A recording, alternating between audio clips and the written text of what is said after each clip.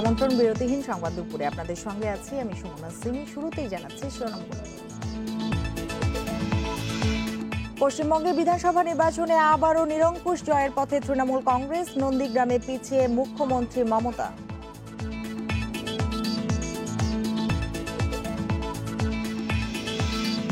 যত টাকা লাগুক করোনার টিকা আনা হবে বললেন প্রধানমন্ত্রী। 36.5 লাখ দরিদ্রকে 2500 টাকা করে সহায়তা দেয়া শুরু।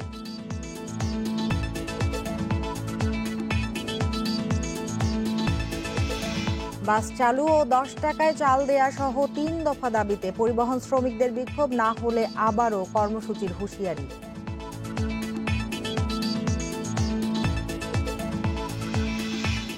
পদ্মা সেতু উদ্বোধনের দিনেই ট্রেন চালানোর আশা, করোনার প্রভাব কাটিয়ে কাজের গতি বাড়াতে জনবল বৃদ্ধি।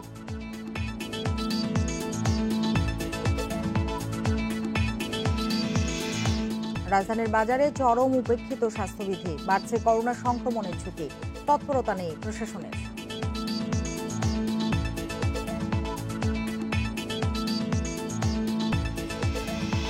এতক্ষণ শিরোনামগুলো জানাচ্ছিলাম, এবার জানাবো পুরো খবর। পশ্চিমবঙ্গ সহ ভারতের 5 রাজ্যে বিধানসভা নির্বাচনের ভোট গণনা চলছে। প্রাথমিক ফলে আবারও পশ্চিমবঙ্গে নিরঙ্কুশ জয়ের পথে মমতার তৃণমূল কংগ্রেস। 200-র বেশি আসনে জয় পেতে যাচ্ছে দলটি। গতবারের তুলনায় শক্ত অবস্থানে বিজেপি। অন্যতম ব্যাটল গ্রাউন্ড নন্দীগ্রামে বিজেপি শুভেন্দু অধিকারীর কাছে পিছিয়ে আছেন মমতা ব্যানার্জি। বুথ ফেরত জরিপের মতোই প্রাথমিক ফলে ভরাডুবি সংযুক্ত বাম মোর্চার। গতবারের 7টি আসনে এবার পিছিয়ে গেছে বামেরা। করোনা সংক্রমণের মধ্যে 27 মার্চ শুরু হয়ে 8 ধাপের ভোট শেষ হয় 29 এপ্রিল। পশ্চিমবঙ্গে 294 আসনের মধ্যে জয়ের জন্য প্রয়োজন 148টি।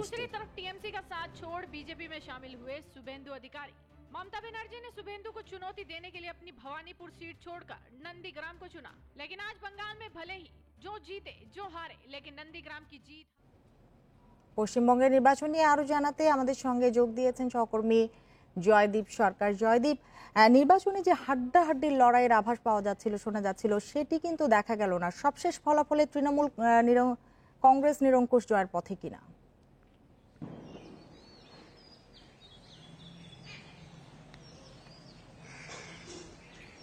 207টি আসনে তৃণমূল কংগ্রেস সর্বশেষ এগিয়ে আছে।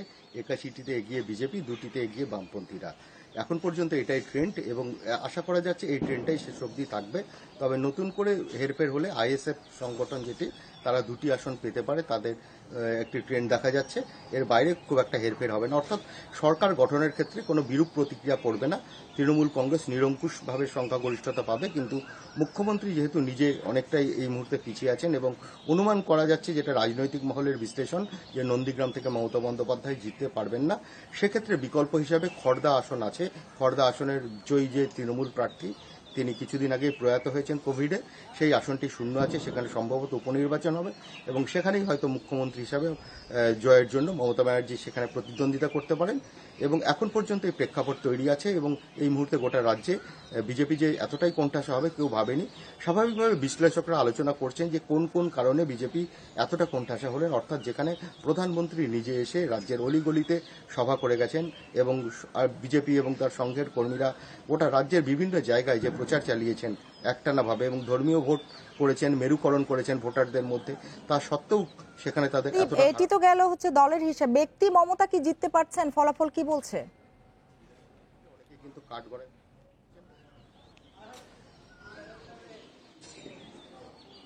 আপনাকে জানালাম যে ব্যক্তিগতভাবে মমতা বন্দ্যোপাধ্যায় অনেকটাই পিছিয়ে আছেন এবং নন্দীগ্রাম কেন্দ্র থেকে এখনো অবধি যা আভাস আসছে, সেখানে মুখ্যমন্ত্রী মমতা বন্দ্যোপাধ্যায়ের জয়ের কোনো আশা নেই, এইটুকুই বিশ্লেষকরা জানাচ্ছেন। তবে সেক্ষেত্রে বিকল্প পথ তৃণমূল তৈরি করে রাখছে, যাতে আগামীতে মুখ্যমন্ত্রী হিসেবে শপথ নিতে মমতা বন্দ্যোপাধ্যায়ের কোনো অসুবিধে না হয়। আরেকটি বিষয় একটু জানতে চাই যে গত বছরের তুলনায় এবার কত আসন পেতে পারে বিজেপি? বিষয়টি কিভাবে দেখছে পশ্চিমবঙ্গের বিশিষ্টজনরা, তারা কি বলছেন?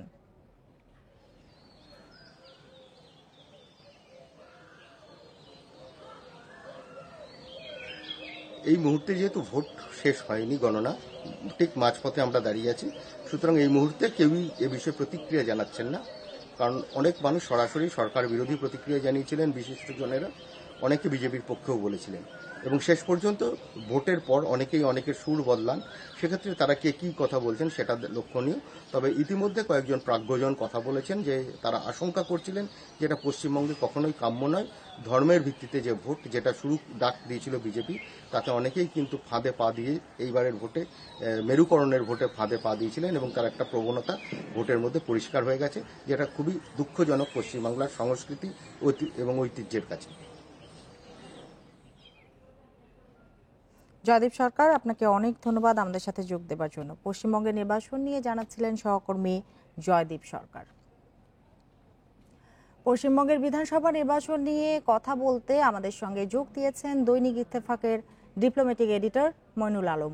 মইনুল আলম, আপনাকে স্বাগত জানাচ্ছি। যেটি জানতে চাই যে প্রাথমিক ফল বলছে আবারও জয়ের পথেই মমতার তৃণমূল, তবে নন্দীগ্রামে এগিয়ে সাবেক তৃণমূল নেতা শুভেন্দু অধিকারী।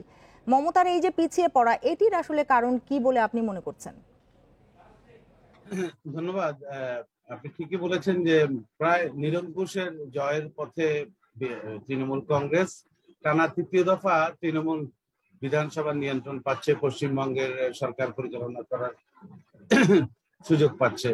তবে তাদের যে প্রধান নেত্রী, মূল যে ব্যক্তিত্ব মমতা ব্যানার্জি ঝুঁকির মধ্যে এই কারণে যে কারণটা কি বলা হচ্ছে, উনি যে এলাকায়, যে নির্বাচনী এলাকায় উনি দাঁড়াচ্ছেন, তার বিরুদ্ধে দাঁড়িয়েছে তারই এক সময়ের সেকেন্ড ম্যান কিংবা ঘনিষ্ঠ জন মিস্টার শুভেন্দু।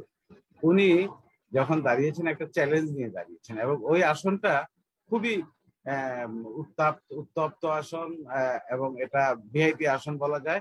এবং ওখানে আপনি দেখবেন যে গত 2 মাস কিংবা 3 মাস আরো বেশি সময় ধরে পশ্চিমবঙ্গের এই আসনটির উপর নজর ছিল কি পুরো ভারতের নজর ছিল, বাংলাদেশ থেকেও আমাদের নজর ছিল। কারণ হচ্ছে বিজেপি সরকারের প্রধানমন্ত্রীর, স্বরাষ্ট্রমন্ত্রীর সহ সর্বোচ্চ প্রচেষ্টা ছিল এই আসনটির উপর, এবং যাতে মমতাকে একটা চ্যালেঞ্জ এবং ঝুঁকির মধ্যে ফেলা যায়। আজকে তাই হয়েছে, কারণ ওখানে একজন বড় প্রার্থী দিয়েছে।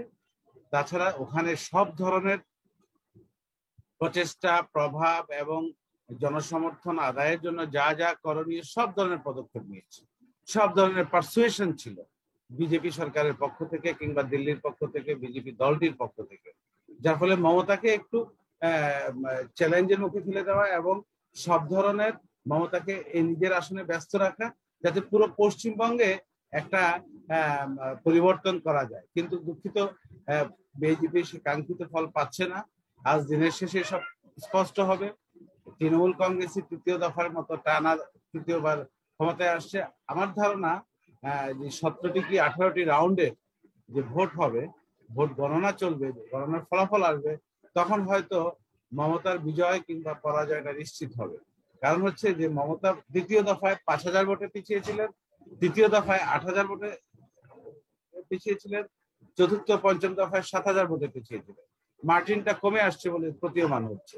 আর আমি খবর নিয়েছি, কথা বলছিলাম পশ্চিমবঙ্গে, কলকাতা সহ বিভিন্ন অঞ্চলে, যে এক একটা অঞ্চল, আপনি জানেন ভোটের রাজনীতিতে, নির্বাচনের রাজনীতিতে এক একটা অঞ্চলে এক একটা দল কিংবা ব্যক্তির প্রভাব থাকে। কোন অঞ্চলে কোন দল প্রায় 70-80% নিরঙ্কুশ ফল পেয়ে থাকে, সমর্থন পেয়ে থাকে কয়েকটি কেন্দ্রে, আবার অন্য কেন্দ্রে কম পায়। এই সব কিছু যোগফল মিলে একটি আসনের ভাগ্য নির্ধারিত হয়, জয় পরাজয় নির্ধারিত হয়। সুতরাং 17 রাউন্ড আসা না পর্যন্ত অবশ্যই মমতা ঝুঁকির মধ্যে আছে, চ্যালেঞ্জের মুখে আছে এই প্রথমবারের মতো, এবং তার দল জিতে যাচ্ছে, উনি প্রধান নেত্রী হেরে যাচ্ছেন। এটা আবার একটি নতুন চমক। এটা হচ্ছে গণতন্ত্র কিংবা গণতান্ত্রিক প্রক্রিয়ারই একটি অংশ, এবং এটা একটা বিউটি আমি মনে করি। কারণ ভারতে কেন্দ্রে আছে বিজেপি সরকার বারবার, আবার রাজ্যে পশ্চিমবঙ্গে আছে, বিধানসভায় আছে তৃণমূল সরকার। এটা একটা ভারসাম্য। জানতে চাই যে 2016 সালের বিধানসভা নির্বাচনে মাত্র 3টি আসনে কিন্তু জয় পেয়েছিল বিজেপি। এবার তৃণমূলের পরেই তাদের অবস্থান আমরা দেখতে পাচ্ছি। এই যে সাফল্য, এটির পেছনে আসলে কি কারণ কাজ করেছে, আপনার কি মনে হয়? বিজেপির একটি বড় অগ্রগতি। আপনি জানেন মমতা ব্যানার্জি যে একক বিশাল নেতৃত্ব, পশ্চিমবঙ্গে একজন বড় নেতা, তার বিপরীতে বিজেপির এমন কোনো নেতা নেই।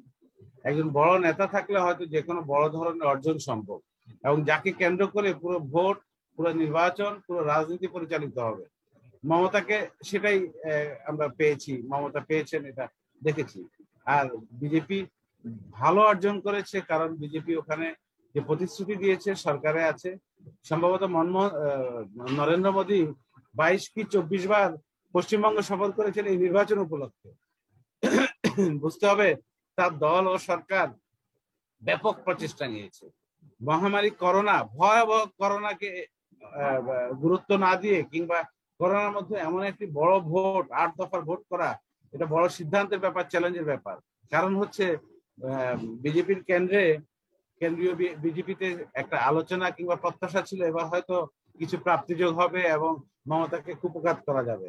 সেটা শেষ পর্যন্ত হচ্ছে না, বাট 80-র উপর একটা আসন সংখ্যা নিশ্চিত করা কিংবা হয়তো 90 হবে শেষ পর্যন্ত, সেটা একটা বড় অর্জন বলে মনে করি। রাজনীতিতে রাতারাতি কিছু হয় না, বহু বছর পর হয়। টানা 2 দফা কেন্দ্রে পুরো ভারত জুড়ে বিজেপি ক্ষমতায় আছে। একটি রাজ্যের উপর যত প্রভাব সৃষ্টি করুক না কেন, এর প্রভাব আসে। মানুষ বলে যে উন্নয়নের জন্য, পরিবর্তনের জন্য কেন্দ্র সরকারের সমর্থন দরকার। এটা কিছু মানুষের মধ্যে নির্ভর করে কিংবা এটা কিছু মানুষের মধ্যে চিন্তা কাজ করে, তখন এটা কাজ হয়। তবে নেতৃত্ব একটি বড় বিষয়। যে কোনো নির্বাচনী যুদ্ধে নেতৃত্ব না থাকলে বড় অর্জন সম্ভব না। মমতার ক্ষেত্রে এটা সত্য। বিজেপির পরাজয়ের ক্ষেত্রে, এত প্রচেষ্টা সত্ত্বেও পরাজয়ের ক্ষেত্রে, সম্ভাব্য পরাজয় আমি বলবো, চূড়ান্ত ফলের পর বোঝা যাবে, সম্ভাব্য পরাজয়ের ক্ষেত্রে এটা একটা বড় ফ্যাক্টর বলে আমি মনে করি। মাইনুল আলম, আপনাকে অনেক ধন্যবাদ আমাদের সাথে যোগ দেবার জন্য, আমাদের সময় দেবার জন্য। পশ্চিমবঙ্গ ছাড়াও আসাম, তামিলনাড়ু, কেরালা ও পুদুচেরিতেও আজ ভোট গণনা চলছে। বুথ ফেরত সমীক্ষায় কংগ্রেস, বিজেপি, ডিএমকের হাড্ডাহাড্ডি লড়াই চলছে। 234টি আসনের মধ্যে ডিএমকে জোট 75 এবং এডিএমকে জোট 64টিতে এগিয়ে রয়েছে। আসামের 126টি আসনের মধ্যে বিজেপি নেতৃত্বাধীন শাসক জোট এগিয়ে 48টিতে, কংগ্রেস নেতৃত্বাধীন জোট 27টিতে। কেরালার 140টি আসনের মধ্যে বামফ্রন্ট নেতৃত্বাধীন জোট এলডিএফ এগিয়ে, সেখানে পিছিয়ে রয়েছে কংগ্রেস। তামিলনাড়ুতে বিরোধী দল ডিএমকে নেতৃত্বাধীন জোট এগিয়ে, সেখানে পিছিয়ে এডিএমকে। তবে পুদুচেরিতে কংগ্রেস ডিএমকে জোটের তুলনায় এনআর কংগ্রেস, বিজেপি, এডিএমকে জোট বেশ কিছুটা এগিয়ে। এদিকে করোনা নিয়ন্ত্রণের ফল ঘোষণার পর আনন্দ মিছিলে নিষেধাজ্ঞা এবং করোনা নেগেটিভ সনদ ছাড়া প্রার্থীদের গণনা কেন্দ্রে প্রবেশে নিষেধাজ্ঞা দিয়েছে নির্বাচন কমিশন। যত টাকা লাগুক প্রয়োজনীয় করোনার টিকা আনা হবে বলে জানিয়ে প্রধানমন্ত্রী শেখ হাসিনা বলেছেন, দেশের সবার জন্য টিকা নিশ্চিত করতে কাজ করছে সরকার। দরিদ্র মানুষকে মোবাইল ব্যাংকিং এর মাধ্যমে সহায়তা কার্যক্রমের উদ্বোধন অনুষ্ঠানে গণভবন থেকে ভিডিও কনফারেন্সে প্রধানমন্ত্রী একথা বলেন। এ সময় যেসব দল বা গোষ্ঠী সরকার উৎখাতে চিন্তা করছে, তাদের এই দুর্যোগে মানুষের পাশে দাঁড়িয়ে আস্থা অর্জনের পরামর্শ দেন শেখ হাসিনা। গত বছরের মতো এবারও ঈদের আগে 2,500 টাকা করে প্রধানমন্ত্রীর উপহার পাচ্ছেন 36.5 লাখ দরিদ্র, যারা করোনায় কাজ হারিয়ে অসহায়। 5 মের মধ্যে মোবাইল ব্যাংকিং এর মাধ্যমে উপকারভোগীদের কাছে পৌঁছে যাবে টাকা। ক্যাশ আউট চার্জ ছাড়াই টাকা তোলা যাবে। গণভবন থেকে ভোলা, জয়পুরহাট ও চট্টগ্রামে ভিডিও কনফারেন্স করে দ্বিতীয় পর্যায়ের এই মানবিক সহায়তা কার্যক্রম উদ্বোধন করেন প্রধানমন্ত্রী শেখ হাসিনা। আমাদের এই বিপদের দিনে আপনি আমাদের পাশে দাঁড়িয়েছেন। আপনাদের নিরলস সচেতনতা, এই জন্য পরম প্রভুর কাছে আমার প্রার্থনা, এই মুহূর্তের মিদে আর পাশে এরা মার মতো ছায়া দিয়ে হারাইয়েন। প্রধানমন্ত্রী বলেন, অন্য কোনো রাজনৈতিক দল নয়, যুগ যুগ ধরে দুর্যোগে জনগণের পাশে থেকেছে আওয়ামী লীগ। যারা করোনাকালে সরকারের সমালোচনা করছেন, তারা কতজন মানুষকে সাহায্য করেছেন প্রশ্ন রাখেন প্রধানমন্ত্রী। অনেকেই শক্তিশালী বিরোধী দল চায়, আমরা তো বিরোধী দলে ছিলাম। আমরা বিরোধী দলে থাকতে সবসময় কোনো দুর্যোগ দুর্বিপাকে সবার আগে আওয়ামী লীগ ছুটে যেত মানুষের পাশে, এটাই বিরোধী দলের কাজ। কিন্তু আজকে আমরা যারা নিজেদেরকে বিরোধী দল বা প্রতিদিন সরকার উৎখাতের জন্য বক্তৃতা, বিবৃতি, আন্দোলনের নামে পোড়াও জ্বালাও করে যাচ্ছে, দুর্যোগে মানুষের পাশে কোথায় তারা? করোনা ভাইরাসের টিকা স্বল্পতার কারণে গত 26 এপ্রিল থেকে বন্ধ প্রথম ডোজ টিকা কর্মসূচি। প্রধানমন্ত্রী আশ্বস্ত করেন, সবার জন্য টিকার ব্যবস্থা করবে সরকার। আমরা টিকা দিচ্ছি এবং টিকা আরও নিয়ে আসছি, যত টাকা লাগে আরও টিকা নিয়ে আসবো। আমরা এদেশের মানুষের টিকা পৌঁছে দেব। কিন্তু আপনাদের সবাইকে স্বাস্থ্য সুরক্ষার যে সমস্ত নির্দেশনাগুলি আমরা দিচ্ছি, সেটা কিন্তু আপনারা একটু দয়া করে মেনে চলবেন। করোনা পরিস্থিতিতে সমাজের বিত্তবানদের এগিয়ে আসার আহ্বান জানান সরকার প্রধান। অসুস্থ ও করোনায় স্বজন হারানো প্রতিবেশীদের সঙ্গে মানবিক আচরণের পরামর্শ দেন প্রধানমন্ত্রী। ঈদের আনন্দ সবাই হবে, কিন্তু এই যে ঘরে ঘরে মানুষ যে মারা গেছে তাদের কথা একটু চিন্তা করবেন। কাজে নিজের জীবনটা যেন নষ্ট না হয় বা তার পরিবার বা বন্ধুবান্ধব জীবনটা নষ্ট হয় সেদিকে সবাই মিলে একটু দৃষ্টি দেবেন। প্রধানমন্ত্রী জানান, যেসব এলাকায় করোনার প্রকোপ কম সেখানে গণপরিবহন চালু এবং আন্তজেলা বাস শ্রমিকদের প্রণোদনা দেওয়ার চিন্তা করছে সরকার। কার্যকর ভূমিকা পালন করছে। অনিমেষ কর, ইন্ডিপেন্ডেন্ট নিউজ, ঢাকা। করোনা টিকা নিয়ে উদ্বেগের কারণ নেই বলে জানিয়েছেন সড়ক পরিবহন ও সেতু মন্ত্রী ওবায়দুল কাদের। দুপুরে ভিডিও কনফারেন্সে আরটিসি ও বিআরটি এর কর্মকর্তাদের সাথে মতবিনিময় সভায় কথা বলেন তিনি। ওবায়দুল কাদের বলেন, প্রধানমন্ত্রী শেখ হাসিনা একজন মানবিক নেত্রী, তার সুব্যবস্থায় করোনার দুঃসময় কেটে যাবে। এ সময় কঠোর স্বাস্থ্যবিধি মেনে চলতেও সবাইকে আহ্বান জানান ওবায়দুল কাদের। পরে পদ্মা সেতু প্রসঙ্গে বলেন, শনিবার সেতুর মাওয়া প্রান্তে সর্বশেষ গার্ডার স্থাপনের মধ্য দিয়ে পুরো সেতুর স্ট্রাকচারের কাজ শেষ হয়েছে।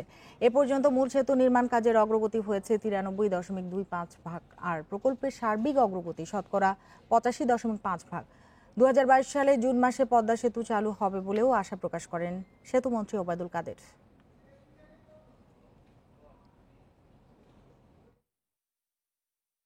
কাজ শুরু করতে করতে বর্ষা চলে আসে। বর্ষা মৌসুমে কাজে কোনো গতি আসে না, কাজ করা যায় না। আর অক্সিজেন উৎপাদন বাড়ানোর আহ্বান জানান তিনি। অবিলম্বে টিকা সংগ্রহের, টিকা প্রদানের পরিকল্পনা ও সুস্পষ্ট রেড ম্যাপ জনগণের সামনে সুনির্দিষ্টভাবে জানানোর আহ্বান জানানো হয়েছে আমাদের সবাই। শুধুমাত্র ভারতের উপর নির্ভর না করে বিকল্প উৎস থেকে অক্সিজেন সহ নিত্য প্রয়োজনীয় পণ্য আমদানির ব্যবস্থা গ্রহণের দাবি জানানো হয় এবং দেশে অক্সিজেন উৎপাদনের প্রয়োজনীয় ব্যবস্থা গ্রহণের দাবি জানানো হয়। স্বাস্থ্যবিধি মেনে 4 মের মধ্যে বাস চালু সহ 3 দফা দাবি বাস্তবায়নে রাজধানীর বিভিন্ন বাস টার্মিনালে পূর্ব ঘোষিত বিক্ষোভ কর্মসূচি পালন করেছে বাংলাদেশ সড়ক পরিবহন শ্রমিক ফেডারেশনের নেতাকর্মীরা। একই সাথে 4 মে সারা দেশে সব জেলা প্রশাসনের কার্যালয়ের সামনে কর্মসূচি পালন করা হবে বলে জানিয়েছেন তারা। সকালে বিক্ষোভ কর্মসূচিতে বক্তারা বলেন, সারা দেশে পরিবহন শ্রমিকরা আর্থিক কষ্টে দিন পার করছে। ঈদের আগে গণপরিবহন চালু না হলে তাদের দুর্ভোগ আরও বাড়বে। এ অবস্থায় আগামী 4 মের মধ্যে দাবি মানা না হলে আবারও কর্মসূচি ঘোষণা করা হবে। বাস চালু করা সহ শ্রমিকদের 3 দফা দাবির মধ্যে রয়েছে স্বাস্থ্যবিধি মেনে আসনের অর্ধেক যাত্রী নিয়ে নৌ পরিবহন ও পণ্য পরিবহন চলাচলের ব্যবস্থা করা, পরিবহন শ্রমিকদের আর্থিক অনুদান ও খাদ্য সহায়তা প্রদান করা, পাশাপাশি ট্রাক টার্মিনালগুলোতে পরিবহন শ্রমিকদের জন্য 10 টাকায় ওএমএস এর চাল বিক্রির ব্যবস্থা করা।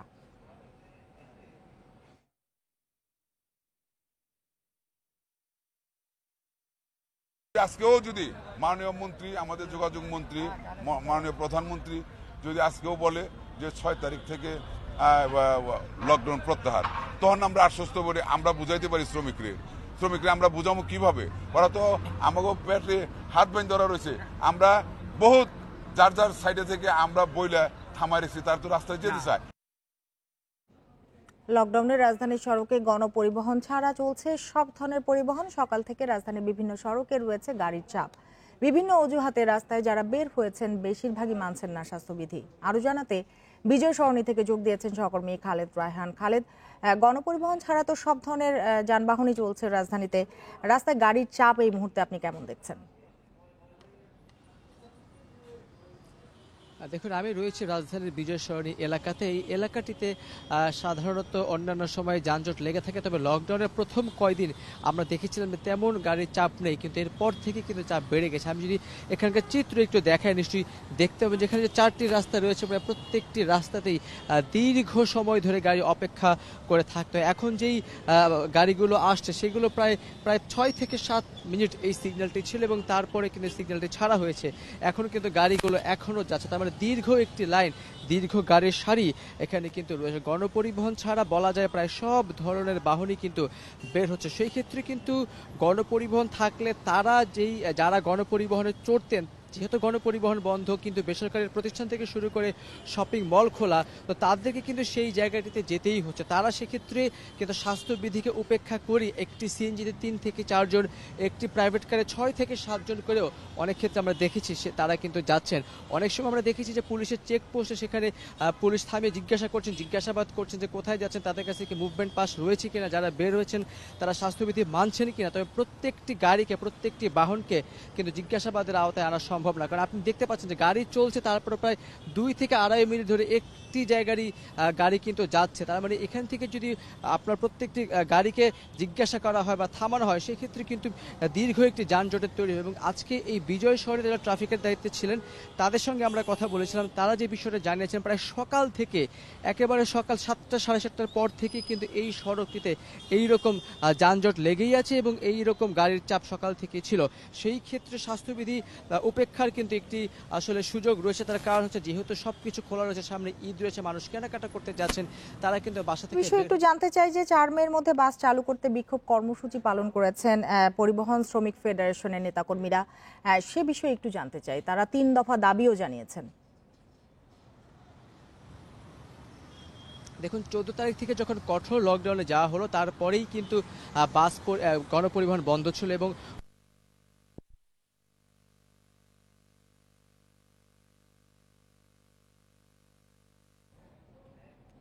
খালেদ রায়হান, আপনাকে অনেক ধন্যবাদ আমাদের সাথে যোগ দেওয়ার জন্য। রাজধানীর বাজারগুলোতে চরম উপেক্ষিত হচ্ছে স্বাস্থ্যবিধি। মাস্ক ও সামাজিক দূরত্ব না মেনে অবাধে চলছে বেচাকেনা। এতে করোনার উচ্চ সংক্রমণের ঝুঁকি বাড়ছে। স্বাস্থ্যবিধি মানাতে প্রশাসনের কোনো তৎপরতাও নেই। যাত্রাবাড়ি ফলের বাজার।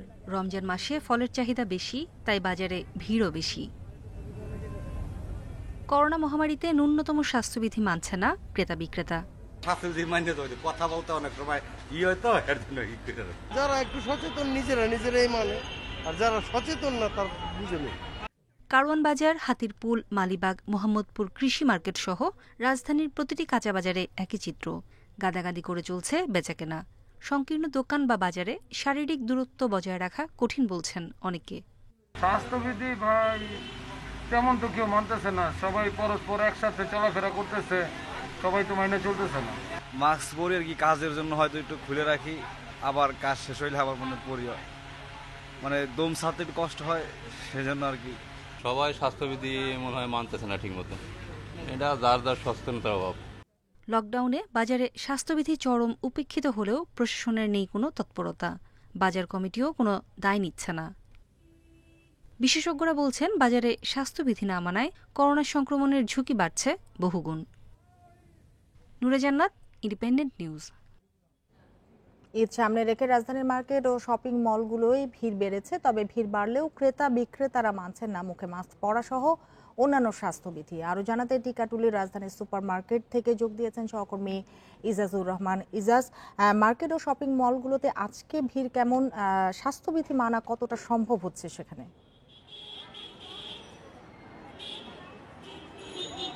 বরাবরের মতো গত কয়েকদিন ধরে কিন্তু মার্কেটগুলোতে ভিড় বাড়ছে। আজকে সকাল থেকে আমি দেখলাম যে সকাল 9টার পর থেকে যখন রাজধানীর সুপার মার্কেট খুলে দেওয়া হয়, তারপরে কিন্তু লোকজন আসতে শুরু করে এবং এখন এই মুহূর্তে ভিতরের যে চিত্র আপনি ভিতরের চিত্র আসলে প্রচুর ভিড়। এখানে রাজধানীর সুপার মার্কেট মূলত এই পুরান ঢাকা এবং আশেপাশের যে জায়গাগুলো রয়েছে সেই জায়গাগুলোর অধিবাসীরা বা নগরবাসী অন্যান্য অনেক জায়গা থেকেই আসেন এখানে। মূলত নিম্ন মধ্যবিত্ত বা মধ্যবিত্তের পছন্দের জায়গা থাকে এই রাজধানী সুপার মার্কেট।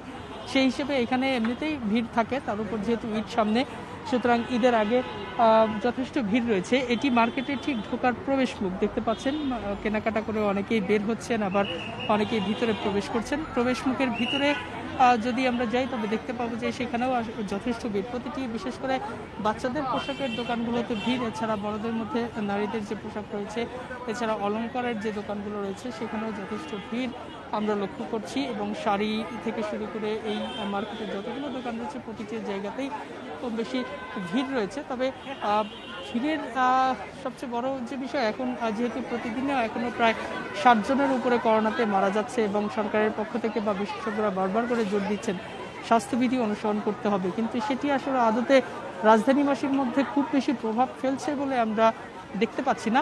এই কারণে যে বিষয়টা জানতে চাই যে মার্কেট খোলার আগে ব্যবসায়ীরা প্রতিশ্রুতি দিয়েছিলেন যে ক্রেতাদের স্বাস্থ্যবিধি মানিয়ে মার্কেটে প্রবেশ করানো হবে, সেটি কতখানি বাস্তবায়িত হচ্ছে?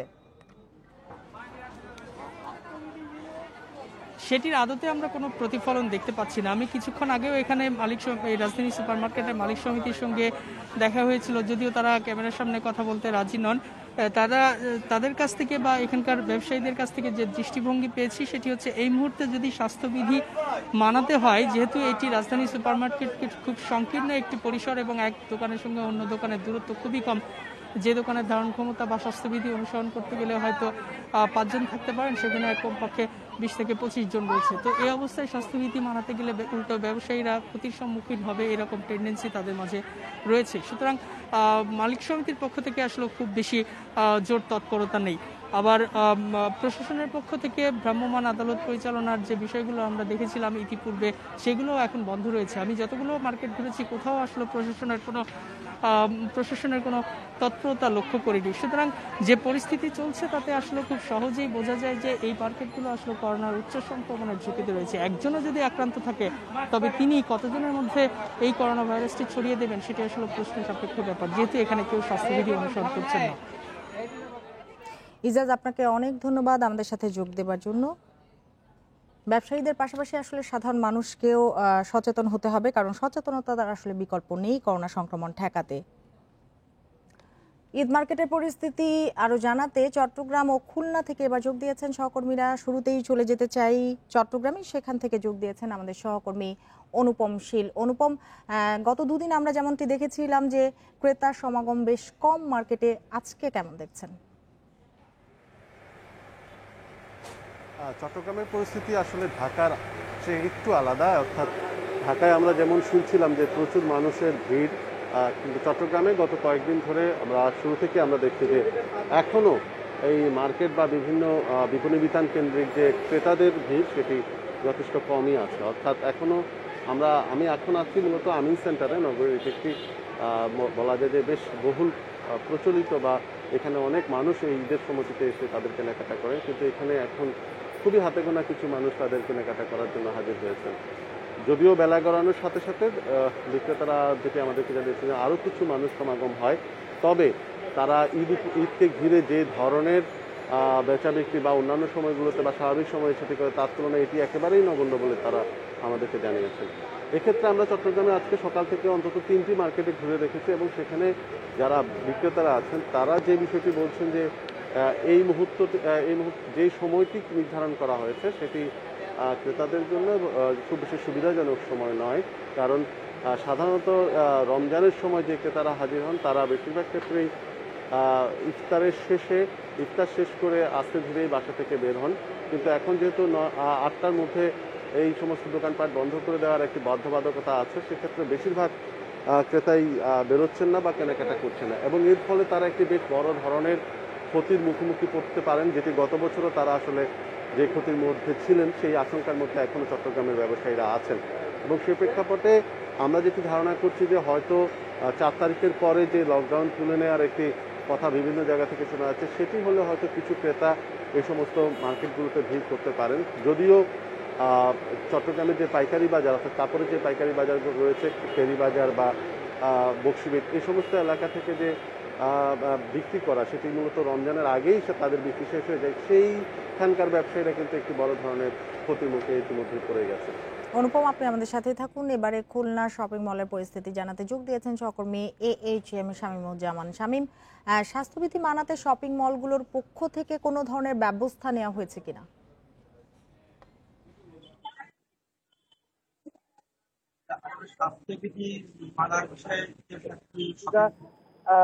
মার্কেট কর্তৃপক্ষ থেকে কিছুটা উদ্যোগ নেওয়া হয়েছে, যেমন হয়তো বা হ্যান্ড স্যানিটাইজারের ব্যবস্থা আছে, হয়তো বা সাবানের ব্যবস্থা, হাত ধোয়ার ব্যবস্থা রয়েছে এবং এরপরে আরেকটা দিচ্ছে যে নো সার্ভিস যে বিষয়টা, সেই বিষয়টাও কিন্তু আছে। কিন্তু এর পাশাপাশি আসলে যেটা আছে যে আমরা যেমন যে সামাজিক যে দূরত্বের কথাটা আমরা বিভিন্ন সময় বলে আসছি, সেই সামাজিক দূরত্ব আসলে মানার কোনো কিছুই আসলে আমাকে মার্কেট গুলোতে আসলে দেখি। আমরা সকাল থেকে খুলনার বিভিন্ন মার্কেট বাজারগুলোতে ঘুরে আমরা সেটা দেখেছি যে মাস্ক ব্যবহার আগের চেয়ে বেড়েছে, এটা যেমন সত্যি কথা, কিন্তু এর পাশাপাশি যে সামাজিক যে দূরত্বের কথাটা আসলে সেই সামাজিক দূরত্ব কিন্তু কেউই মানছেন না।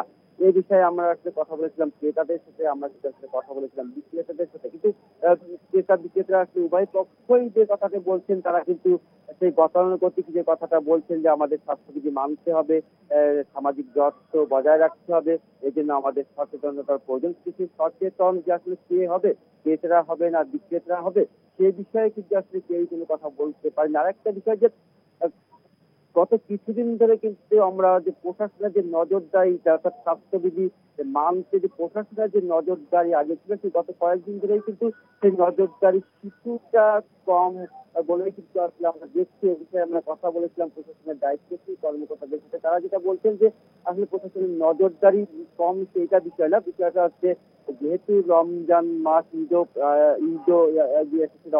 এই কারণে কিন্তু আসলে প্রশাসন কিছুটা আসলে নমনীয় হচ্ছে যে আসলে মানুষের পরে দিতে চাচ্ছে যে তারা যাতে নিজেদের উদ্যোগে যাতে স্বাস্থ্যবিধি মানে এবং নিরাপদ দূরত্ব বজায় রেখে এবং করোনা থেকে যাতে মুক্ত থাকতে সাধারণ মানুষই যাতে সচেতন হয়, সেই বিষয়টি আসলে প্রশাসন দেখছে। তারপরেও প্রশাসনের পক্ষ থেকে যেটা বলা হচ্ছে, তারা কিন্তু যদি স্বাস্থ্যবিধি না মানার যে প্রবণতাটা আগে সেটির আসলে বিকল্প নেই। শামীমুজ্জামান এবং অনুপম শীল, আপনাদের দুজনকে অনেক ধন্যবাদ আমাদের সাথে যোগ দেবার জন্য। রাজধানীর বিভিন্ন হাসপাতালে চলছে করোনার নমুনা পরীক্ষা, তবে অনলাইন নিবন্ধনে আগের মতো ভোগান্তি নেই বলছেন রোগীরা। পরীক্ষার ফলও পাওয়া যাচ্ছে সময় মতোই। সকাল থেকে মুগদা, বঙ্গবন্ধু মেডিকেল, কুর্মিটোলা জেনারেল হাসপাতালে রয়েছে নমুনা পরীক্ষা করাতে আসা মানুষের ভিড়। এদের অনেকেরই কোনো উপসর্গ নেই, তবুও নিশ্চিত হওয়ার জন্য করাচ্ছেন পরীক্ষা। এদিকে হাসপাতালগুলোতে আগের চেয়ে কমেছে করোনা রোগীর চাপ। বিভিন্ন হাসপাতালে আইসিইউ বেডের পাশাপাশি খালি রয়েছে সাধারণ শয্যাও।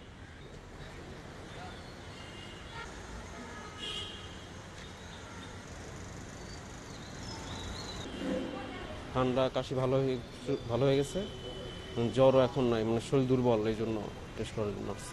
মধ্যে মাঝে জ্বর আসে, এই জন্য টেস্ট করা হয়েছে। আমার ভাইয়া সহ মোবাইল নিয়ে আমরা বসে সাথে সাথে একদম আবেদন করে ফেলছি। 3 জনের জন্য 3টা ইয়াতে আর কি সিম কার্ডে কোনো ঝামেলা হয়নি, একদম ইজিলি হয়ে গেছে। অনলাইন আবেদনে কোনো ঝামেলা হয় নাই। আমাদেরকে টাইম দিয়েছিল 9:30টায় এসছি, 30 টাকা টিকিট নিয়েছে। লকডাউন তুলে নেওয়ার পর করোনা সংক্রমণ যাতে না বাড়ে সেজন্য 14 দফা কৌশল ঠিক করেছে কোভিড-19 বিষয়ক জাতীয় কারিগরি পরামর্শ কমিটি। ইতিমধ্যে সরকারের কাছে এই কৌশল জমা দিয়েছে কমিটি। পরামর্শ কমিটি বলছে, যথাযথ পদক্ষেপ না নিয়ে একসাথে সবকিছু খুলে দিলে আবারও বাড়তে পারে সংক্রমণ। দেশে করোনার দ্বিতীয় দফা সংক্রমণের আঘাত ছিল প্রথম দফার চেয়ে বেশি।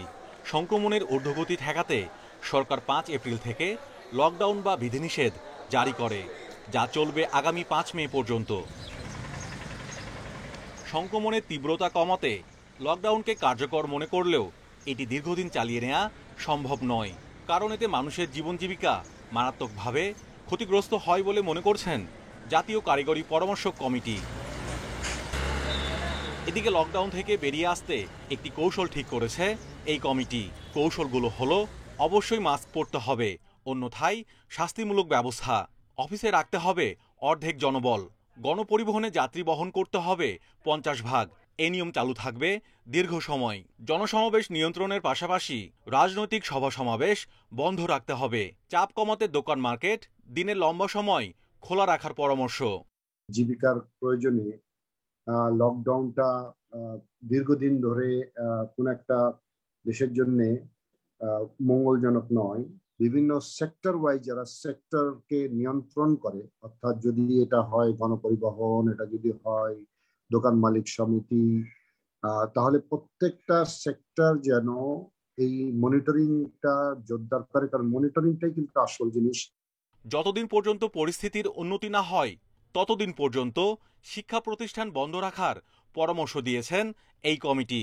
এছাড়া বিনোদন এবং পর্যটন কেন্দ্রগুলো সম্পূর্ণ বন্ধ রাখারও তাগিদ তাদের। আমরা ঠেকাতে না পারলেও যত বিলম্বিত করতে পারি তত ক্ষয়ক্ষতি কম হবে, এবং বিলম্বিত করলে আমরা ইতিমধ্যে পরবর্তী ঢেউয়ের প্রস্তুতি নিতে পারি। সংক্রমণ প্রতিরোধ করা, সংক্রমিত রোগীদেরকে তাদের ব্যবস্থাপনা করা, মানুষের স্বাস্থ্যবিধি মেনে চলার জন্য সক্ষমতা বাড়িয়ে তোলা, কমিউনিটিকে আরো প্রস্তুত করা, এগুলো আমরা প্রস্তুতি নিতে পারি যখন করোনার ঢেউটা নিম্নগামী। রেস্টুরেন্টে বসে খাওয়া যাবে না, হোম ডেলিভারি সার্ভিসকে উৎসাহ দেওয়ার কথা বলছেন জাতীয় পরামর্শ committee. Mahmudul Hasan, independent news, Dhaka. ভারতের করোনা পরিস্থিতিকে যুদ্ধাবস্থার সঙ্গে তুলনা করেছেন যুক্তরাষ্ট্রের শীর্ষ সংক্রামক রোগ বিশেষজ্ঞ অ্যান্থনি ফাউচি। শনিবার দেশটিতে একদিনে সর্বোচ্চ ৩,৬৮৮ জনের মৃত্যু হয়েছে। ২৪ ঘন্টায় ৩,৯২,০০০-এর বেশি রোগী শনাক্ত হয়েছে দেশটিতে। করোনার বিস্তার ঠেকাতে দিল্লিতে আরও ১ সপ্তাহ লকডাউনের মেয়াদ বাড়ানো হয়েছে। ৫ থেকে ১৯ মে পর্যন্ত ওড়িশায় জারি করা হয়েছে লকডাউন। এদিকে বিশ্বে করোনায় প্রাণহানি ৩২ লাখ ছাড়িয়েছে। প্রথম মৃত্যুর পর ১৫ মাসে এই প্রাণহানি। শনিবার বিশ্বে একদিনে প্রাণ গেছে ১২,৪০০-র বেশি মানুষের। নতুন রোগী শনাক্ত হয়েছে ৭,৮৩,০০০। শনিবার দ্বিতীয় সর্বোচ্চ মৃত্যু হয়েছে ব্রাজিলে, মারা গেছে ২,২৭৮ জন। এছাড়া যুক্তরাষ্ট্রে মারা গেছে ৬৬১ জন। হাঙ্গেরিতে করোনার বিস্তার কমে আসায় নিষেধাজ্ঞা শিথিল করে রেস্তোরাঁ, জিম, বার, লাইব্রেরি, জাদুঘর খুলে দেওয়া হয়েছে। অস্ট্রেলিয়ার পার্থে লকডাউন তোলার পরপরই ৩ জনের দেহে করোনা শনাক্ত হয়েছে।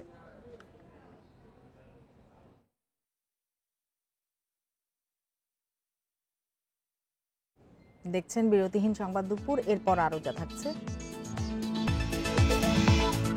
সিলেটের জৈন্তাপুরে ট্রাকের ধাক্কায় অটোরিকশা চালক সহ ৫ আরোহী নিহত, ২ শিশু সহ ৪ জনই এক পরিবারের।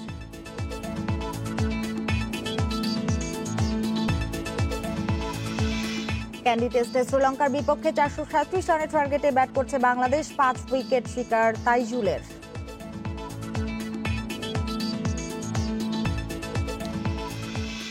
করোনার দ্বিতীয় ধাপেও প্রভাব পড়েছে পদ্মা রেল সংযোগ প্রকল্পে। জনবলের কিছু অংশ আছেন কোয়ারেন্টিন ও আইসোলেশনে। এরপরও কাজের স্বাভাবিক গতি ধরে রাখতে জনবল বাড়াচ্ছে রেল সংযোগ কর্তৃপক্ষ।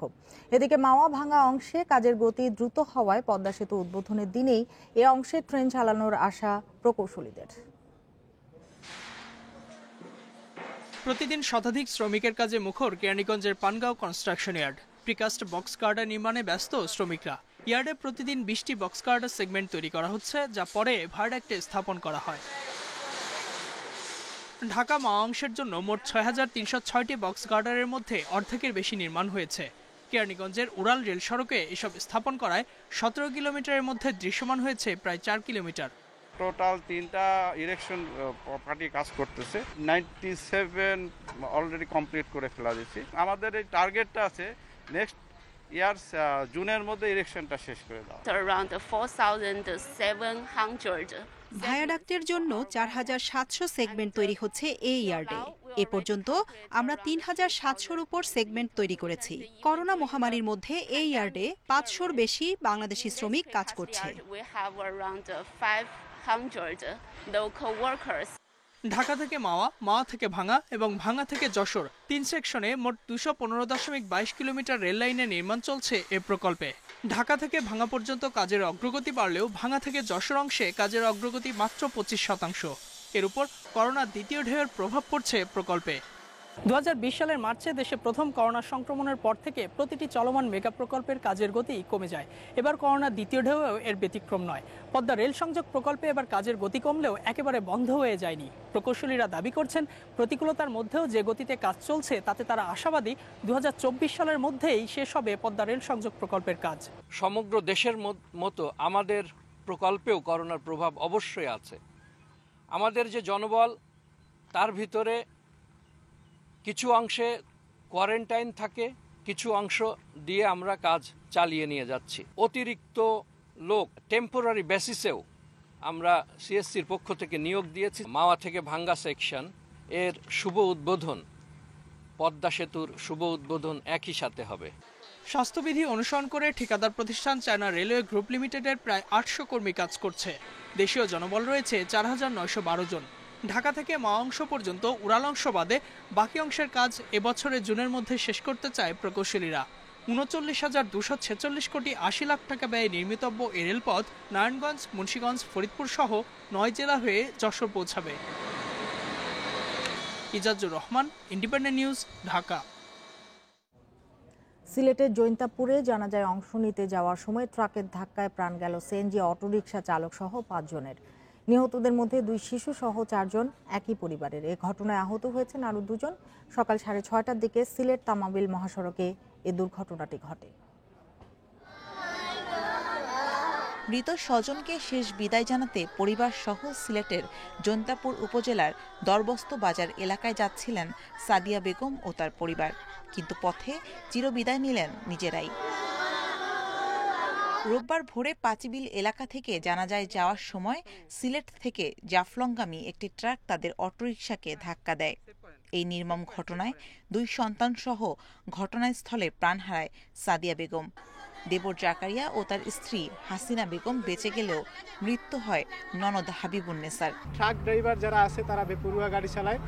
এদিকে আমাদের এখানে প্রতিনিয়ত 4-5 জন করে প্রতিনিয়ত মারা যাচ্ছে। ড্রাইভার যেও হয় না কেন, গাড়ি দেও হয় না কেন, এটা তদন্ত করিয়া এই পরিবারের দিকে একটু খেয়াল নজর রাখা লাগে। ইয়া লাশ দেখিয়া আবার মানে যাওয়ার পথেও মানে খবর পাইছি, পাইয়া ওখানে লাশ দেখি ওখানে আইয়া দেখি ওই চলে। ঘটনাস্থল থেকে গুরুতর আহত জাকারিয়া আহমেদ ও তার স্ত্রী হাসিনা বেগমকে উদ্ধার করে সিলেট ওসমানী মেডিকেল কলেজ হাসপাতালে ভর্তি করা হয়েছে। 2 জন আহত ব্যক্তিকে উদ্ধার করে এবং 5 জন স্পট ডেড এবং তাদের উদ্ধার করে আমরা পুলিশের কাছে হ্যান্ড ওভার করছি। ট্রাকটা জাফলং এর দিকে চলে গেছে। এটা একটা ড্রাম ট্রাক। এটাকে ধরার জন্য আমরা 3টা পার্টি, জৈন্তাপুর থানার পার্টি সহ আমরা সচেষ্ট আছি। সিলেট তামাবিল মহাসড়কে বেশিরভাগ দুর্ঘটনাই সিএনজি অটোরিকশার। Independent News desk. তীব্র দাবদাহ কমে এখন রাজধানী সহ দেশের মধ্যাঞ্চল ও খুলনা অঞ্চলের উপর দিয়ে মৃদু থেকে মাঝারি তাপপ্রবাহ বয়ে যাচ্ছে। রাতের দিকে ঢাকা সহ আশপাশের এলাকায় বৃষ্টিপাতের সম্ভাবনা রয়েছে। এছাড়া দেশের বিভিন্ন এলাকায় রয়েছে অস্থায়ীভাবে দমকা কিংবা ঝোড়ো হাওয়া সহ বৃষ্টিপাত অথবা বজ্র বৃষ্টি সহ বৃষ্টিপাতের সম্ভাবনা। গেল 24 ঘন্টায় নীলফামারীর ডিমলায় সবচেয়ে বেশি 65 মিলিমিটার বৃষ্টিপাত রেকর্ড করা হয়েছে। এছাড়া চট্টগ্রাম, কিশোরগঞ্জ সহ বেশ কয়েকটি এলাকায়ও বৃষ্টিপাত রেকর্ড করা হয়েছে। গতকাল দেশের সর্বোচ্চ তাপমাত্রা ছিল যশোরে 37.8 এবং সর্বনিম্ন তাপমাত্রা ছিল তেঁতুলিয়ায় 19.5। সারা দেশে দিন এবং রাতের তাপমাত্রা সামান্য হ্রাস পেতে পারে।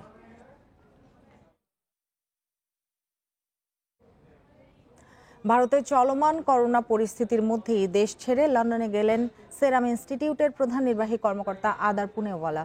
ব্রিটিশ সংবাদ মাধ্যম দ্য টাইমসকে আদার পুনেওয়ালা জানান, করোনার টিকা পেতে তাকে চাপ দিচ্ছেন ভারতের বিভিন্ন রাজ্যের মুখ্যমন্ত্রী সহ উচ্চ পদস্থ কর্পোরেট কর্মকর্তারা। ফোনে তাকে হুমকি দেয়া হচ্ছে বলেও জানান সেরাম ইনস্টিটিউটের প্রধান নির্বাহী। বলেন, সব ভার তার কাঁধে দেয়া হলেও একার পক্ষে তা বহন করা সম্ভব নয়। সম্প্রতি পুনেওয়ালাকে ওয়াই ক্যাটাগরি নিরাপত্তা দিয়েছিল কেন্দ্রীয় সরকার। শনিবার থেকে ভারতে শুরু হয়েছে 18 বছরের বেশি বয়সীদের টিকা কর্মসূচি। তৃতীয় ধাপের এই টিকা কর্মসূচি শুরুর আগেই দিল্লি, মহারাষ্ট্র, তামিলনাড়ু, মধ্যপ্রদেশ, কর্ণাটক, কেরালার মতো রাজ্যে দেখা দিয়েছে টিকা সংকট। আফগানিস্তান থেকে চূড়ান্ত সেনা প্রত্যাহার শুরু করেছে যুক্তরাষ্ট্র। শনিবার শুরু হওয়া এই প্রক্রিয়া 11 সেপ্টেম্বরের মধ্যে শেষ হবে। এর মধ্য দিয়ে শুরু হলো 20 বছর দীর্ঘ যুদ্ধের অবসানের প্রক্রিয়া। এর আগে বৃহস্পতিবার নেটোও সেনা প্রত্যাহার শুরু করে। গত মাসে আফগানিস্তানে অবস্থানরত 2500 মার্কিন সেনা প্রত্যাহারের ঘোষণা দেন মার্কিন প্রেসিডেন্ট জো বাইডেন। বলেন, অনির্দিষ্টকালে যুদ্ধের অবসানে দৃঢ় প্রতিজ্ঞ তিনি। আফগানিস্তানে যুক্তরাষ্ট্রের 20 বছরের সামরিক উপস্থিতির অবসান ঘটলেও দেশটির বিভিন্ন স্থানে সংঘর্ষ অব্যাহত রয়েছে। শুক্রবার আত্মঘাতী গাড়ি বোমা হামলায় নিহত হন 30 জন।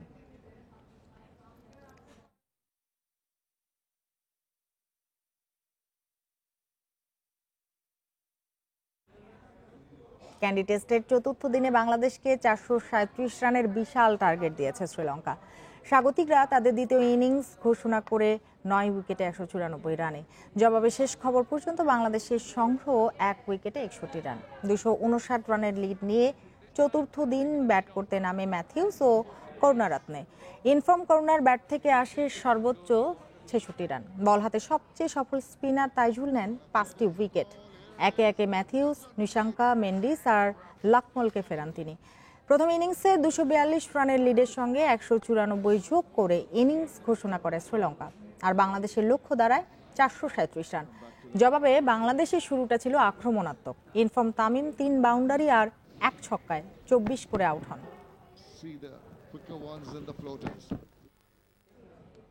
লা লিগায় জমজমাট লড়াইয়ে পয়েন্ট হারানোর ধাক্কা সামলেছে রিয়াল। ঘরের মাঠে ওসাসুনাকে হারিয়েছে 2-0 গোলে।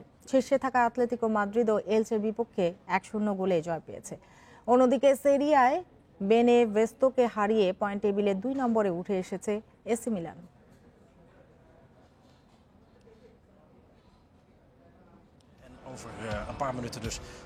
লা লিগায় চলছে বাঁচা মরার লড়াই। জয় নিয়ে শীর্ষস্থান ধরে রেখেছে আতলেতিকো মাদ্রিদ। শিরোপা দৌড়ে জয়ের বিকল্প ছিল না জিদানের দলের। গুরুত্বপূর্ণ ম্যাচে বিশ্রাম দিতে বাধ্য হয়েছেন টনি ক্রুস মদ্রিচকে। অভিজ্ঞ বেনজেমা ও হ্যাজার্ডের উপরই ভরসা রেখেছিলেন। ম্যাচের প্রথমার্ধে আধিপত্য দেখিয়েও গোলের দেখা পাচ্ছিলেন না রিয়াল মাদ্রিদ। সুযোগ কাজে লাগাতে ব্যর্থ হচ্ছিল গ্যালাকটিকোস। দ্বিতীয়ার্ধের শেষ দিকে হ্যাজার্ডের বদলি হিসেবে নামেন ইসকো। তার কর্নার থেকেই মিলে সাফল্য। মিলিতাওয়ের হেডে প্রথম গোল পায় রিয়াল। 4 মিনিট পর বেনজেমার পাস থেকে ব্যবধান দ্বিগুণ করেন ক্যাসিমিরো। ওসাসুনার বিপক্ষে এই জয়ে স্বস্তি রিয়াল কোচের।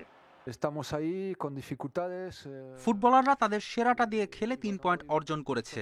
আমাদের হাতে আরো 4টি ম্যাচ রয়েছে। শেষ পর্যন্ত আমরা চেষ্টা চালিয়ে যাব। চ্যাম্পিয়ন হতে পারবো কিনা জানি না, তবে সর্বোচ্চ চেষ্টা করব। টানা জয়ে 34 ম্যাচে 76 পয়েন্ট নিয়ে শীর্ষে আছে রিয়ালের নগর প্রতিদ্বন্দ্বী আতলেতিকো। সমান ম্যাচ খেলে 2 পয়েন্ট পিছিয়ে জিদানের দল। গ্রানাদার কাছে হেরে শীর্ষে ওঠার সুযোগ নষ্ট করে বার্সেলোনা। রিয়ালের সঙ্গে 3 পয়েন্ট আর আতলেতির সাথে 5 পয়েন্ট ব্যবধান বার্সার।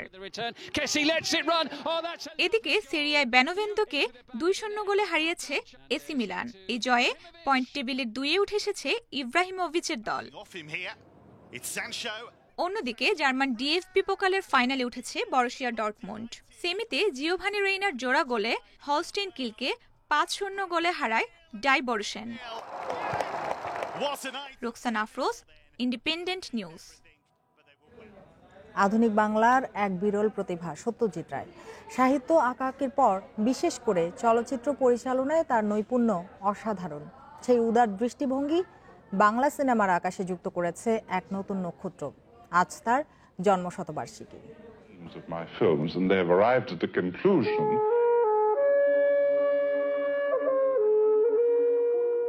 মাথা ভর্তি ঝাঁকড়া চুল, স্বপ্ন দেখা বড় বড় চোখ, বিশ্ব দরবারে বাংলা সিনেমাকে তুলে ধরার অমর কারিগর সত্যজিৎ রায়, মায়ের আদরের মানিক।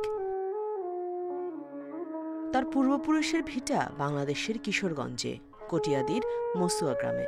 বাবা প্রসিদ্ধ সাহিত্যিক সুকুমার রায়, ঠাকুরদা উপেন্দ্র কিশোর রায়চৌধুরী শুধু সাহিত্যিক নন, চিত্রকর আর দার্শনিকও। তবে সে পরিচয় ছাপিয়ে উঠে সৃজনশীলতার আলাদা এক জগৎ গড়েন সত্যজিৎ। অর্থনীতিতে পড়াশোনা, তবে মন বসেনি তাতে। মায়ের ইচ্ছে পূরণে গেছেন শান্তিনিকেতনে।